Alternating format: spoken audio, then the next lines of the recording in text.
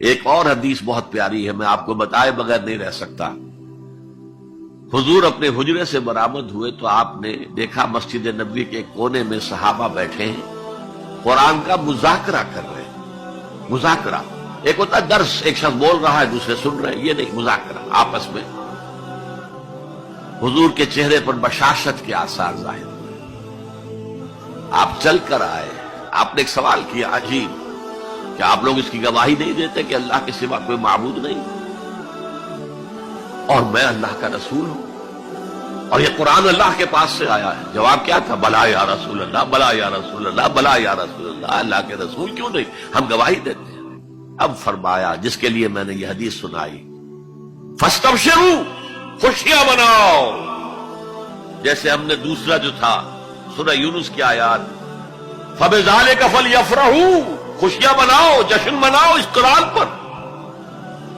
فاستبشروا، تو بشارتیں حاصل کرو، فإن هذا القرآن طرفه بأيديكم وطرفه بيد اللہ، اس قرآن کا ایک سرا تمہارے ہاتھ میں، ایک سرا اللہ کے ہاتھ میں۔ سب سے بڑا ذکر جسے قرآن الذکر کہتا ہے، انا نحن نزلنا الذکر وانا له لحافظون، دی ذکر وہ قرآن ہے، هو الذکر الحکیم وهو الصراط المستقیم۔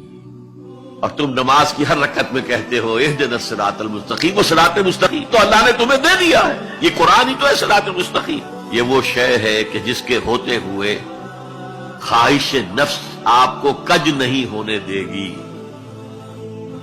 زیغ نہیں آئے گا اس کے ساتھ، اس کے ہوتے ہوئے کبھی کجی نہیں آئے گی تمہارے اندر، زبانیں التباس نہیں پیدا کر سکے گی۔ قرآن جو ہے اپنی حفاظت خود کرتا، اس پر باطل حملہ آور ہو ہی نہیں سکتا، نہ سامنے سے نہ پیچھے سے۔ وَلَا يَشْبَعُ مِنْهُ الْعُلَمَاءُ، علماء اس قرآن سے کبھی سیری محسوس نہیں کریں گے، کبھی بھی یہ محسوس نہیں کریں گے کہ بس قرآن سے جو لینا تھا ہم نے لے لیا، اب کچھ نہیں رہا۔ پڑھتے رہیں گے، پڑھتے رہیں گے، پڑھتے رہیں گے، معلوم ہوگا ہر مرتبہ کوئی نئی چیز آ رہی ہے۔ بار بار کے پڑھنے سے اس پر کوئی باسی پن طاری نہیں ہوگا۔ کوئی اور کتاب دنیا میں ایسی نہیں ہے، ایک دفعہ پڑھ لی، دو دفعہ پڑھ لی، پھر تیسری دفعہ ہاتھ لگانے کو جی نہیں چاہتا، پڑھنے کو جی نہیں چاہتا، سوال ہی پیدا نہیں۔ یہ وہ ہے، پڑھتے رہو گے، پڑھتے رہو گے، اس پر کوئی باسی پن طاری نہیں ہوگا۔ وَلَا تَنْقَضِي عَجَائِبُهُ، اس کے عجائب کبھی ختم نہیں ہوں گے۔ یہ وہ کتاب ہے جسے جیسے ہی جنوں نے سنا فوراً کہا ہم نے آج ایک بہت عمدہ کلام سنا ہے، کتاب سنی ہے، تو ہم تو ایمان لے آئے، ایک دفعہ سنا ہے اور وہ دائی بن کر چلے گئے۔ یا قومنا اجیبوا داعی اللہ، اے ہماری قوم کے لوگوں، اس اللہ کی طرف پکارنے والے کی آواز پر لبیک کہو۔ اب چار جملے جو آئے ہیں